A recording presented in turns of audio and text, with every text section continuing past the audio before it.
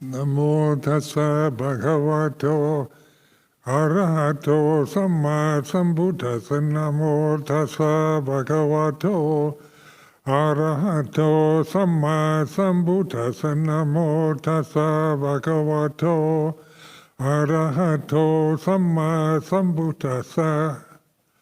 Aparutade sangamatassa tawara ye sodavanta bamunjantu satang.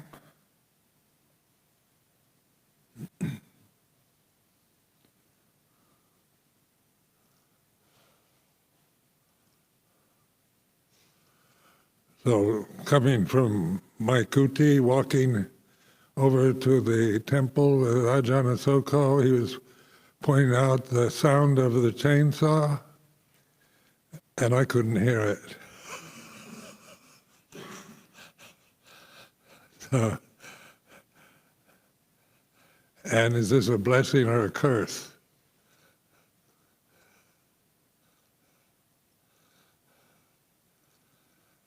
So in the temple, I hardly ever hear unless you're sitting close, what you're saying. Or in the patimokkha, if you speak in a low voice,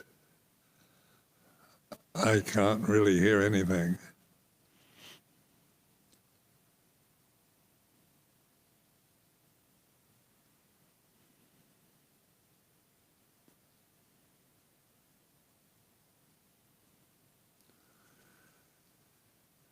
So today there's been a request to talk about free will and the world, because free will is very much a Western world concept,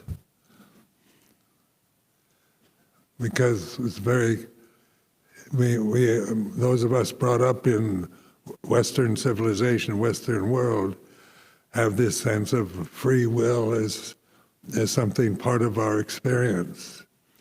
And then there's discussions about what is free will, or is it really free? And what does free mean?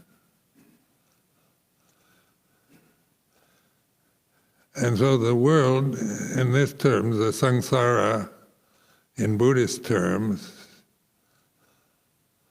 is the sensory experiences we have through the body, through the senses, the senses themselves and the objects that are objects of the various senses. And then we are conditioned. The ego is definitely a conditioning. It's a programming we acquire in early childhood. And the sense of the world and belief systems, whether they be religious, political, or whatever, are conditioned into us. So the conditioned world is not is not really free. It's programmed, just like on a computer.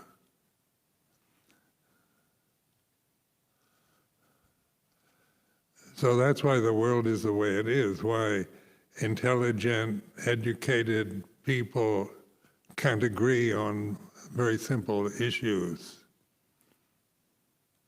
Because we see things from our own conditioned perspective, which for each one of us can be very different, even if we're from the same family. So, defining the world, it's what we see, hear, smell, taste, touch, what we think our emotional habits, which are all conditioned, empty conditions. And that's what we tend to build a sense of a separate self, or the belief in free will is out of words, concepts. In Buddhist countries, they don't have this concept of free will. They have usually the concept of karma, law of karma.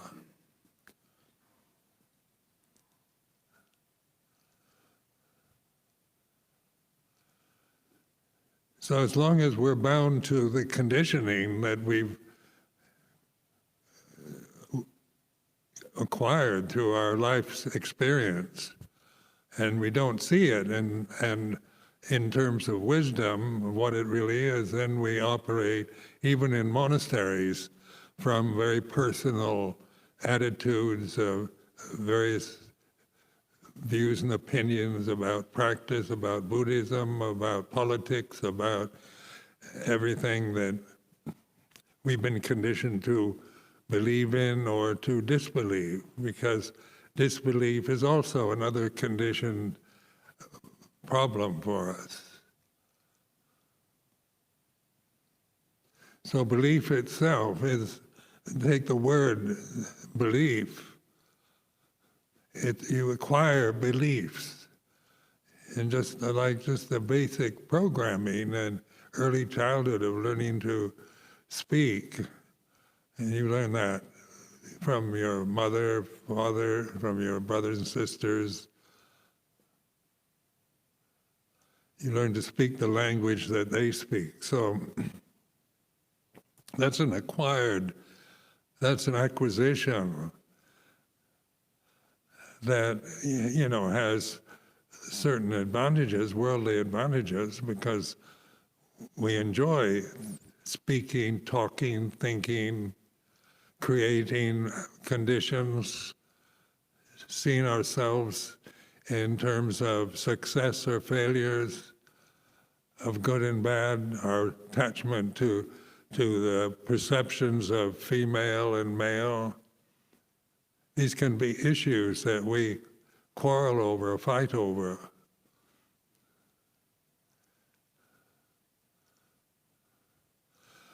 But when we investigate the world, the ego, the conditioning, how do we do that? If it's not for you just to believe that it's all empty phenomena, it's some kind of another belief idea that you acquire from being Buddhist. Because it's not about believing that all conditions are empty or that there's no self, but it's to find out for yourself whether this is reality. What is reality?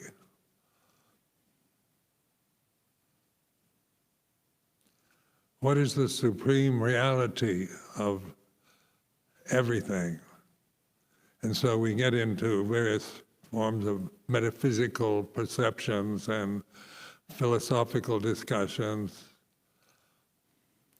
But notice that this is all about thinking, programming with language that we've acquired.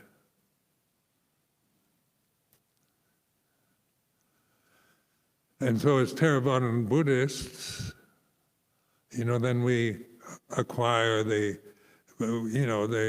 monastic training is conditioning process, like the Vinaya is about conditioning oneself in terms of action and speech, about behavior, conforming to the use of our physical actions and what we say.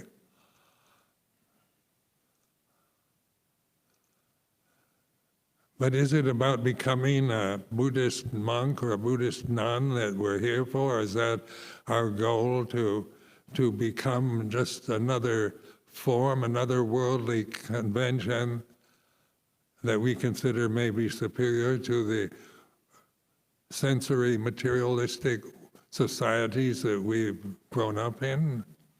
Are we just acquiring another identity as Theravadan Buddhists, as Thai forest monks, or whatever identity you choose? They're all empty.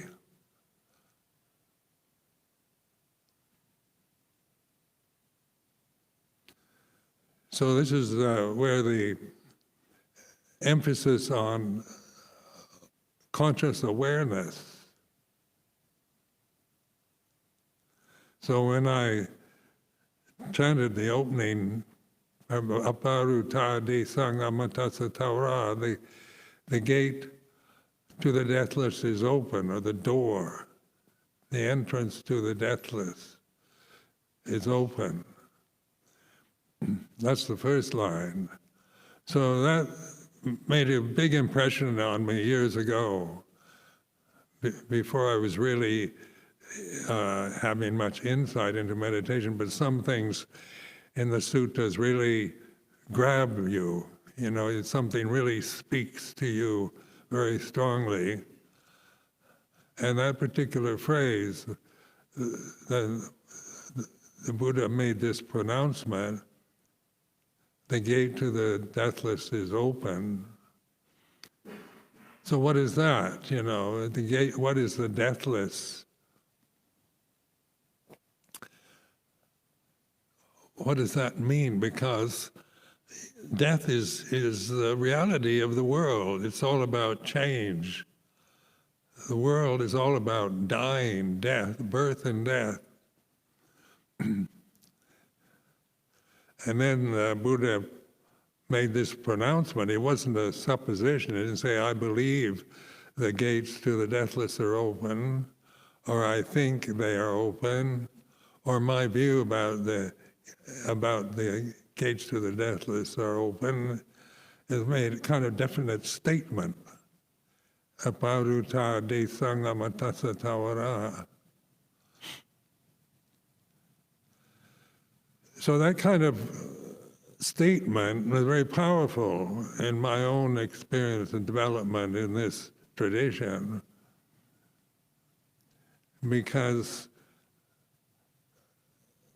the deathless was a word that I was quite interested in. It kind of opened something up for me, because all my education, my whole sense of a separate self was all about birth and death, about me, this physical body, this form. What I thought, do I have free will? Or am I just a programmed entity? Or is there some higher force in the universe that I've got to connect to? Or what is the meaning of the word God or ultimate reality? So in investigating, especially in investigating the ego, you know, the question is, can the ego know the ego? So if I start operating from, I want to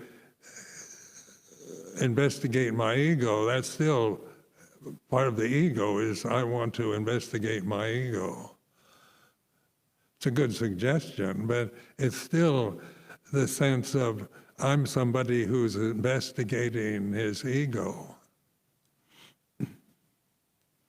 So in Pali terms, there's Sakya Ditti, the first fetter. It's very important to question what does that mean, Sakya Ditti. It's a nice Pali word. We translate it into the ego, which is a shorter version.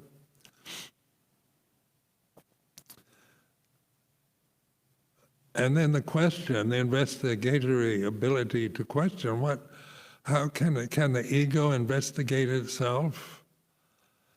Can I, Sumedho, see my ego as an object? Or if I'm so identified with my name, my position, my religious preferences, can that, is that what I'm bound to, and try to prove that this tradition is right, and that Four Noble Truths is a great teaching, and that the Buddha is the wisest human being that ever existed? One can easily believe such things when you feel a kind of faith and interest arise in a religious tradition or a philosophy. Sometimes you think you've really discovered something special that nobody else really understands. So the ego does manage to wrap itself around even faith in a tradition or in a guru, in a teacher. But in terms of the Four Noble Truths or the dependent origination, this is about investigating the ego, not just trying to create a nice Buddhist ego. Maybe it's a Buddhist ego is preferable to the ego that I tended to be critical of before I studied or practiced meditation. Or is Buddhism superior to other religions? We can take sides and think Theravada is even superior to Mahayana or vice versa, because these words about it's superior, about superiority or inferiority are concepts, empty phenomena that we grasp and tend to interpret experience, our life experience, through our own prejudices and biased conditioning. Is this free will? Do we have really, as egos, free will to make choices to become enlightened? Can the ego choose to become enlightened? So when we talk about the ego, is there anybody's ego that is capable of enlightenment? So these are questions to investigate. The consciousness that we're all experiencing here and now that isn't conditioned by culture, by any other thing, that is natural. We don't create consciousness. It's not about we're free to create consciousness. Consciousness is the very basis, the very being of existence. Behind all that exists, if there was no consciousness there, how could anything possibly exist? If none of us had conscious, if we weren't conscious, we don't experience the sensory world. We can't reflect on the sensory world if we're unconscious. So in these various teachings of the Buddha, the four foundations of mindfulness and so forth, these are all helpful guidelines, guideposts, signposts. Where are they pointing? They're always pointing here. And I point to the heart chakra.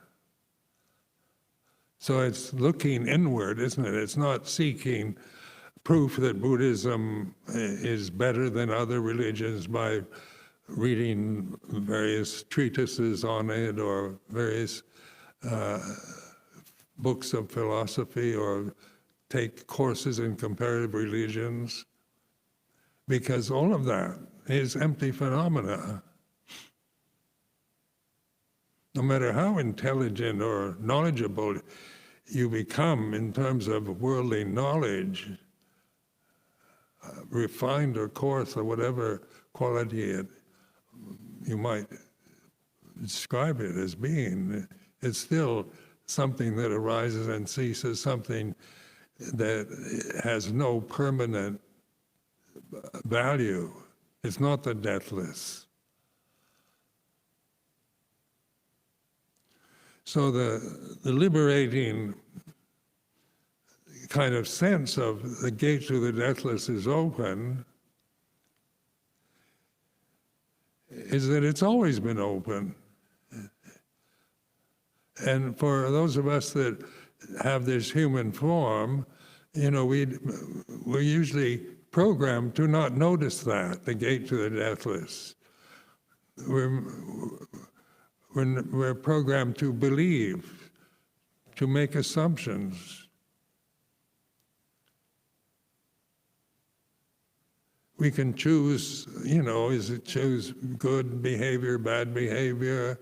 Or is that free will that we can choose our behavior, our thoughts, our memories?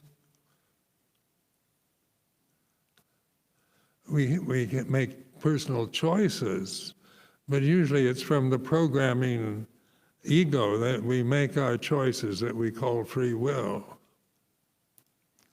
So what is actually absolutely free at this very here and now presence is awareness, conscious awareness. Because we don't choose that. That's not about me making free choices, or being liberated through choice as an ego, but through understanding, through insight into the nature of the world as it is, however you experience it, whether it's pleasant or painful, good or evil. However the world appears to you at this very moment, it is a condition. And that can't be denied, because try to sustain a condition, the idea of a perfect monk or perfect nun or a perfect religion or a perfect society.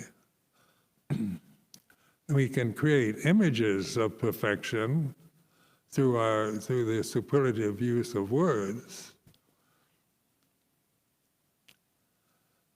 But the world is like this. It's a changing flux. And the world is different for each one of us. It's not the same world, even though we assume we're all experience the same world. But why do we find it so difficult to understand each other on personal issues? Is because we aren't in the same world.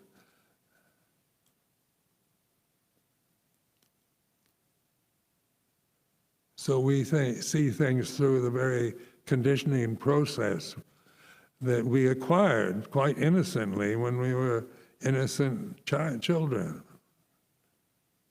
So you get what your parents give you and what your peers tell you, and the kind of culture and religion and social position that you've been born into. You acquire those perceptions and all that goes along with it, which you didn't choose, it just happens.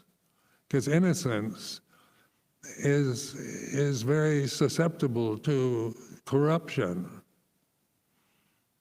So children, why we want to protect children as we're adults. One of our great sense of duties is to protect the innocence of children, because we appreciate that children are quite innocent. The innocence of children is quite moving, quite beautiful. But then you get to an age where you aren't innocent anymore. And so innocence is easily corrupted. That's why child abuse is corrupting something innocent, some child that's innocent, before it knows what's happening or has any ability to have any view about right or wrong, good or bad.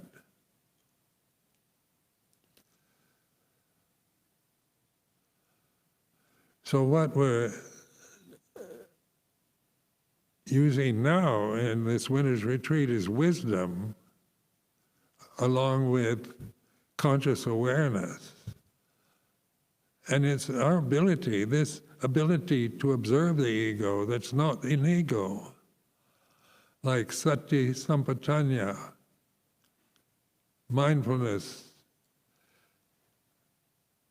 conscious awareness is not an ego. It's not conditioned by culture or religion or anything else.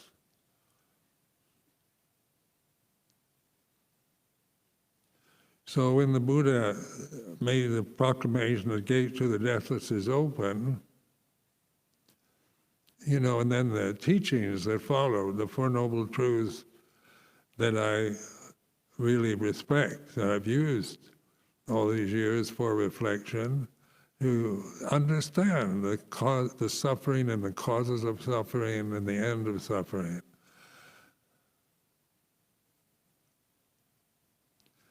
So then you might ask, do you suffer anymore? You've been a monk for over 50 years. And, Ajahn Sumedho, do you suffer? And so then the answer, of course, is suffering is the nature of the conditioned realm. But through investigating the conditioned realm with wisdom, which is not about language or culture or even intellect, it's natural wisdom that we're using to observe, witness the emptiness of phenomena. So can an empty phenomena witness another empty phenomena? And then that very kind of question, when you ask yourself that question, it's really obviously it can't.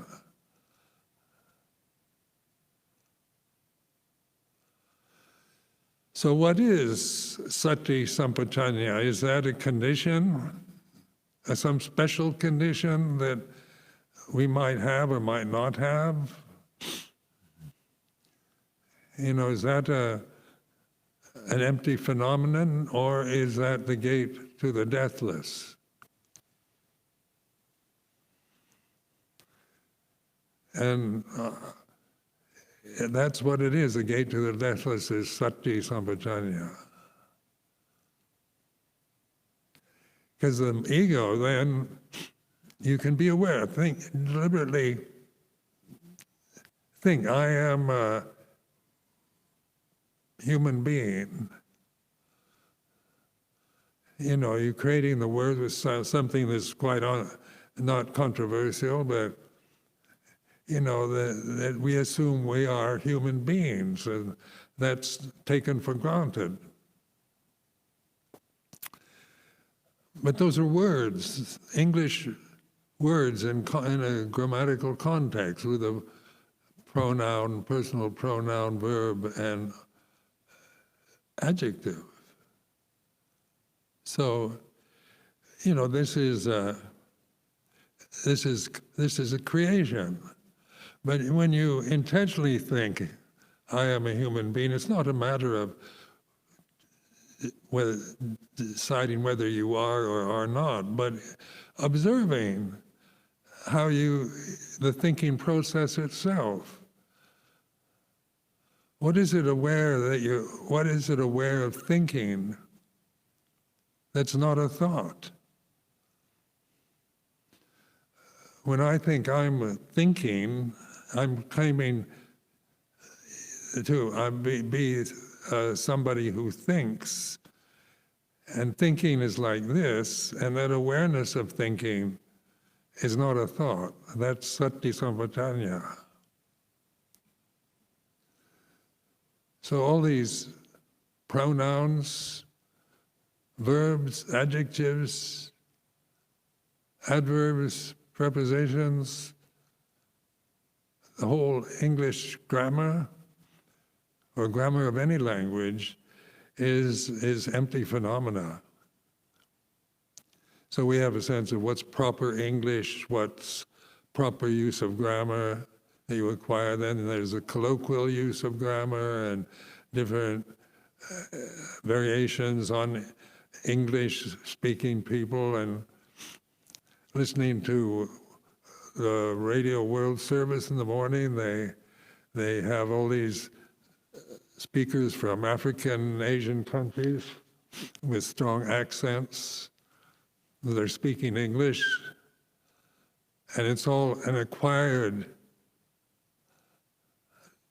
acquisition that they've had through learning things. They're taking something from outside and remembering it. But what isn't a memory? What do we do? Is memory something you can trust? Or is memory, another empty phenomenon? And so these are, we're told to investigate this. The 5 khandas, for example, rupa, vedana, sanya, sankhara, vijnana. So is the body. So we investigate, not just believing that the body is an empty phenomenon because it says so in the scriptures, but what is it? You're aware of the body, what is aware of the breath? What is it that's aware of inhaling or exhaling? What is aware of the sitting posture right now? What is aware that sitting is like this? Because the 4 postures, sitting, standing, walking, lying down, is the 4 basic movements of a human form during the day and night. So the human form is the coarse khanda. It's always here and now, because that's one thing we can, verify, that right now sitting is like this. But when we sit, we tend to not notice it's like this. We tend to be caught up in doing something else, thinking, or trying to meditate, or trying to stop thinking, or trying to get tranquil through concentration. But the body is a kind of, in this sense of the 5 khandas, is not about anything other than recognizing the basic postures, sitting, standing, walking, lying down, breathing, that the body naturally does, whether you claim it in any personal way or not. So we might, when we're in meditation, we think of perfect postures. Can people sitting in chairs really meditate? I've heard discussions like this. If you sit in the lotus posture, which is perfect yogic posture, which most people can't manage, is that the perfect posture for enlightenment? Do you have to be in the lotus posture to get enlightened? And so then the posture becomes something we're trying to aim for, perfect posture. We're not noticing the way it is. Sitting in a chair is like this, sitting on a mat, on a zafu, or sitting in lotus posture is like this. So suddenly we're not trying to criticize or claim anything about the posture, just noticing the very simplicity, the very act that is quite ordinarily something we don't pay much attention to until it starts being painful or unpleasant. And that applies to standing, walking, and lying down. So what is coarse? What is obvious in the khanda? The physical body, it's a bag of food. It needs to be fed every day. So we eat food, we swallow food, we excrete the waste through the orifices of the body. This is all of the nature of the body. And yet the body is a very strong identity because we've been conditioned since we were innocent children to believe that one is this physical form.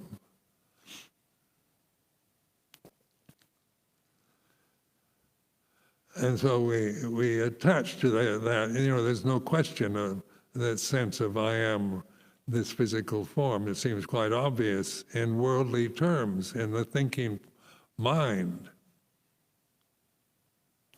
This body is me, it's mine. We're aware of our age,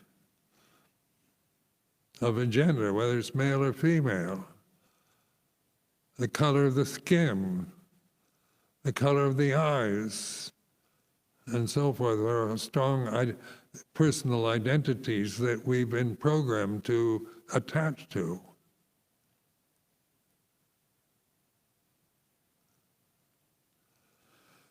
then Vedana, or feeling, pleasure, pain, neutral feeling. So usually, the ignorant, unaware individual is caught up in seeking pleasurable sensations through the body and trying to avoid or get rid of the painful, unpleasant sensations that we experience. So in a heedless life, the ego wants the pleasurable ones. I want to have a comfortable, pleasant, physical existence. And that's a reasonable desire, but it is a desire. And painful, unpleasant experiences through the body, nobody wants. But what is aware of wanting or not wanting, by just not wanting is a game of the mind. You go around in circles, it's hopeless. Trying to get rid of pain or discomfort. But then we're encouraged to notice neutral sensations on the body. So there are pleasant, painful, and neutral. And who really is very much aware of neutral sensation? What is it? What do you mean by that? And then, of course, it's quite obvious, isn't it? Just the one hand touching the other. It's neither pleasant nor painful. It's like this. But when you pay attention just to the sense of robes touching your skin, you're suddenly aware of how sensitive this form is in its various conditions of pleasure, pain, and neutral sensation. So we identify with a very sensitive form that was born and is growing up, getting old, and will die.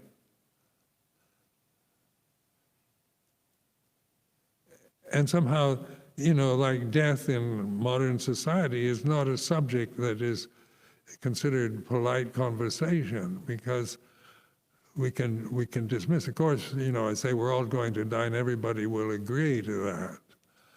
But what is death? What dies when the body dies? And we think, I will die. When this body dies, then I will die. That's the logic of identity with the age of the body, the form of the body.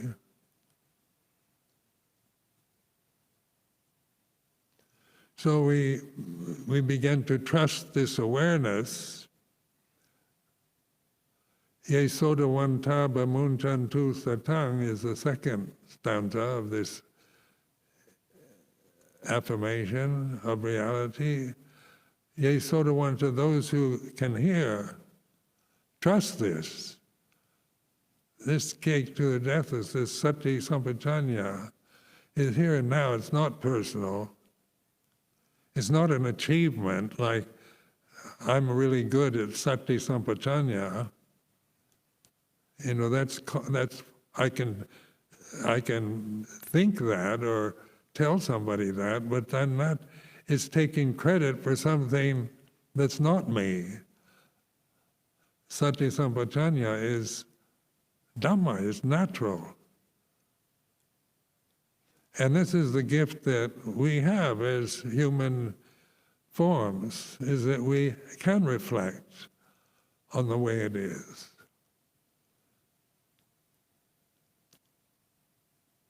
So the world, the more we contemplate the world and how it should or shouldn't be, we can become depressed because, the news of the day, the general information we acquire about climate change and COVID pandemic and all that's quite depressing.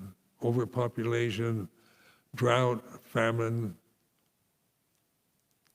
floods, volcanoes, earthquakes, and our lives are constantly being threatened with sudden death or pain or misery of some sort, because we see the world as an object of our senses, and what we believe is the world, what we've been told is the real world, is an illusion.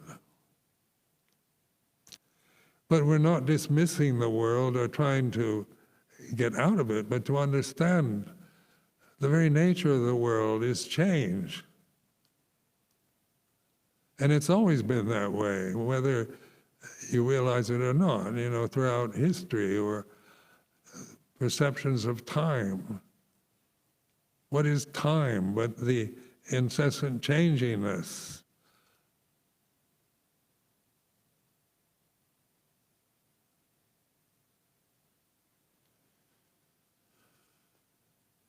So it's like, what is aware of the ego? And that's a very important question to ask yourself. And then really bring your ego into consciousness, develop all the fears or conceits that you can possibly create, and listen to them. They rise and they cease. That whole structure of a pronoun, verb, adjective is in constant change.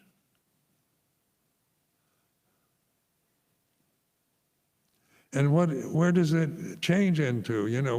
Through grammar, through the conditioning of grammar, we go from I am a human being, and it's a complete statement. But behind what is underlying the words that we're thinking, we're deliberately thinking, we're not interested in the words and their meaning anymore. But as we begin to see the space between the words, or before we start thinking, there's still conscious awareness. You don't have to think to be alive and here and now.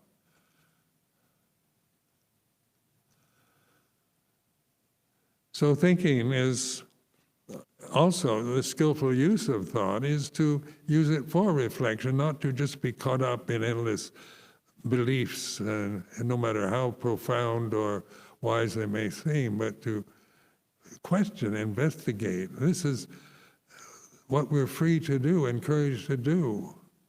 But it's not a personal thing.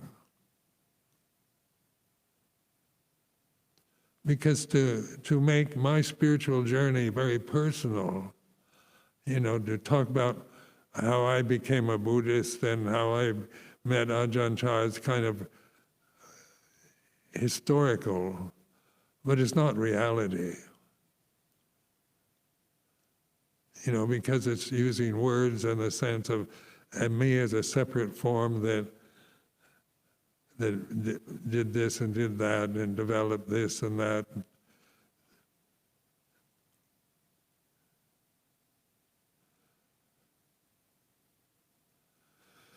So if there's no person, this Sati Sampajanya doesn't have a language. It isn't about Pali, Sanskrit, or English, or any other language.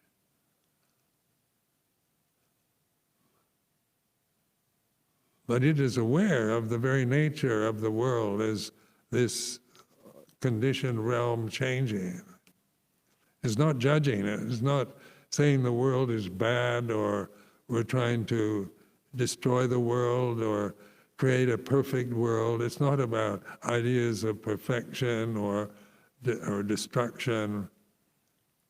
It's not forming views and opinions about the world, but the world as we experience as individuals is empty because its nature is change, impermanence or anicca. And this, as you keep investigating this, not just, as I've said before many times, not just believing in impermanence, but you can notice it. It's happening all the time. Everything's changing every moment. The world that we believe is a stable society, or or what we hope will eventually achieve a kind of utopian society where everything is perfect. That's another illusion. A perfect world is an ideal that has no reality in itself, because perfection doesn't lie in the changingness of phenomena.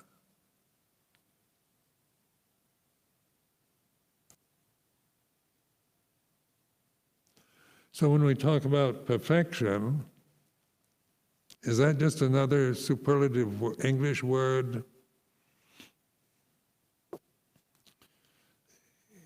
So, and of course it is, in terms of English language.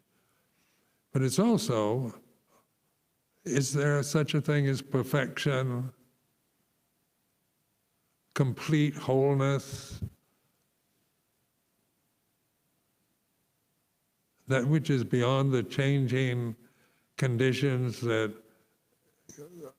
change according to their karma, their nature, their tendencies? And so in Theravada Buddhism, we're left with the word Dhamma.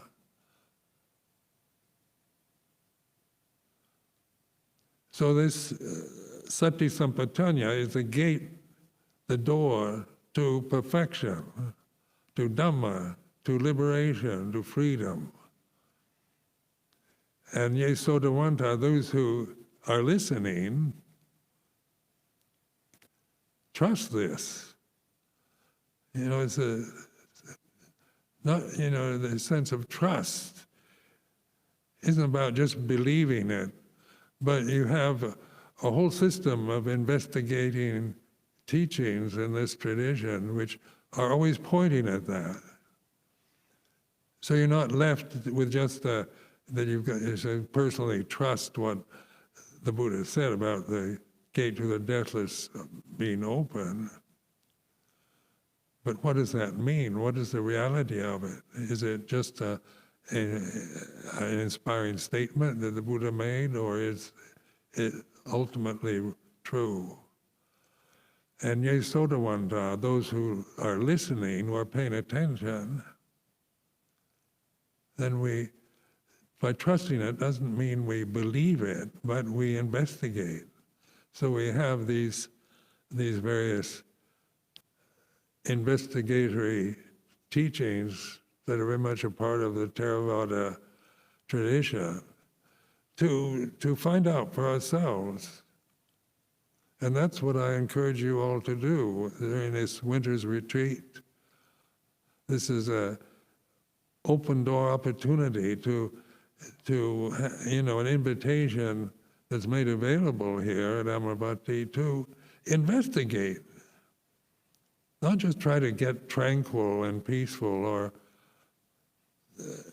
get something, through controlling the environment, but really using these teachings to look inward. Stop looking outward. Give up reading or trying to figure everything out, but trust in awareness, the first noble truth of suffering and its causes. And these very teachings, are to investigate, not for grasping or belief.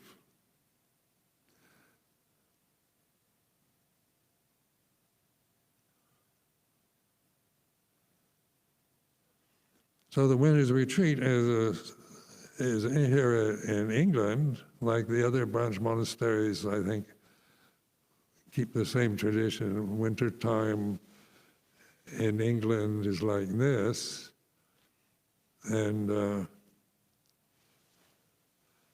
it's in a 3-month period of where there's kind of formal meditation practices, meetings to practice meditation together. That gives a sense of support. We're supporting each other in a group, through meeting in the temple and practicing meditation together,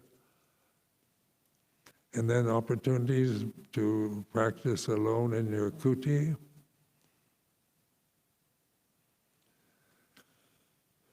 So which is the best, the group meetings, the guided meditations, or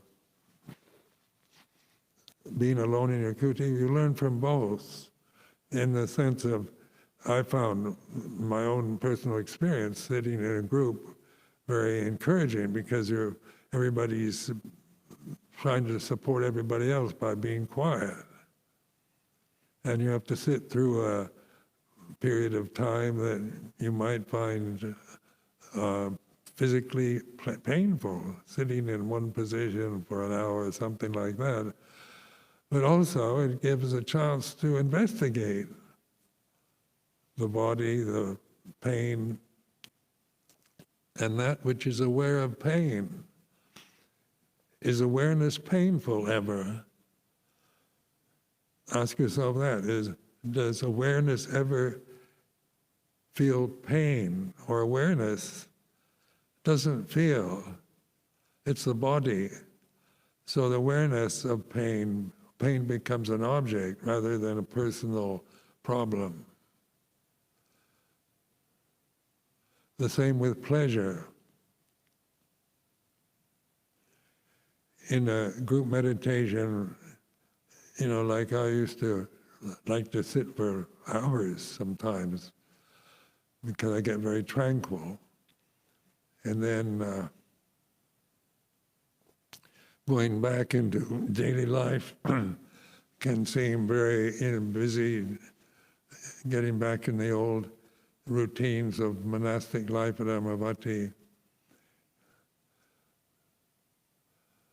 But in the long run, both work very well. Both the ordinary daily life of monasticism here at Amaravati, or its special privileged occurrences such as the winter retreat, or personal retreats, or self-retreats,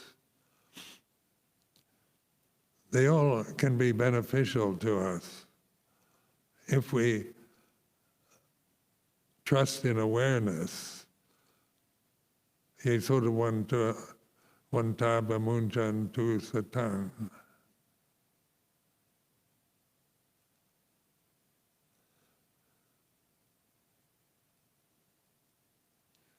So what is about free will is another concept, very Western concept.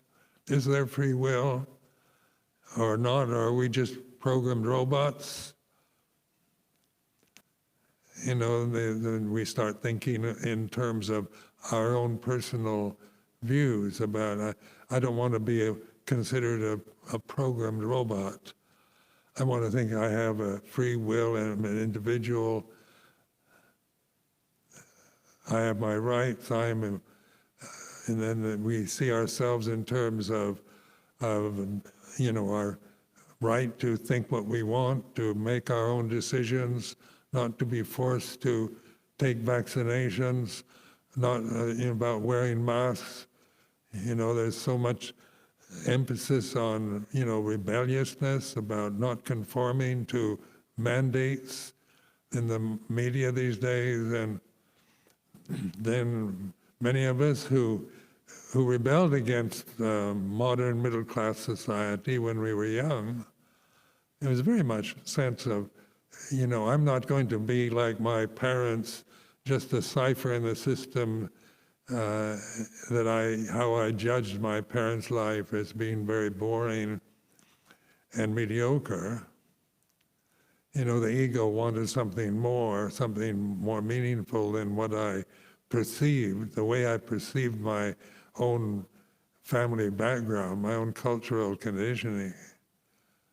But it was still ego about me being a nonconformist, about me standing on my own, about me and mine.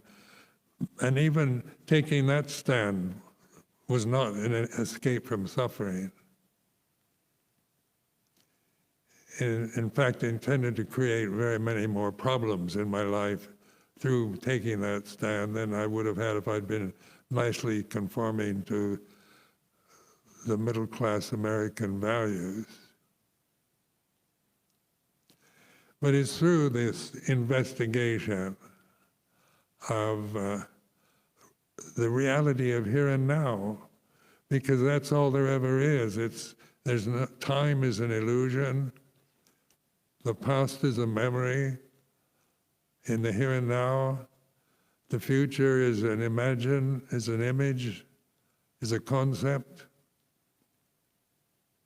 What's going to happen to the world? Is Mother Earth kind of fed up with the overpopulation of the human race on the planet, which is destroying the environment, and we can take personal responsibility for all this? So we see it in terms of, this doom and destruction, apocalyptic kind of experiences imagined. But here and now is like this. So at this very moment, sitting in this temple, at this moment, sitting, breathing, is like this. The kind of mental state you're witnessing, what is it that witnesses the emotion or the mood, the state of mind that you're experiencing individually is like this. So is that a person? Is Sati Sampajanya some personal gift? Or is it natural? Is it Dhamma? Dhammachat? Reality itself. It's a gift that this human form has. So we have teachings from the Buddha, from the past, that still are useful and valuable to use at this time in modern society, which is very different, no doubt, very different from the society in India 2,565 years ago. But suffering is the same now as it was at the time of the Buddha. Birth, old age, sickness, death is the same. Pleasure, pain through the senses, through the body is like this. The ego, no matter how it manifests, whether you're identified with tribal perceptions or clan conceptions or democratic perceptions, conservative or liberal perceptions, they're all empty phenomena. And what isn't empty and isn't phenomenal is Sati Sampajanya. So, Esodawanta Bamuntan Tu Satang, have faith in this. And this faith isn't a blind belief, but a liberating investigation of the reality of here and now. So I offer this as a reflection.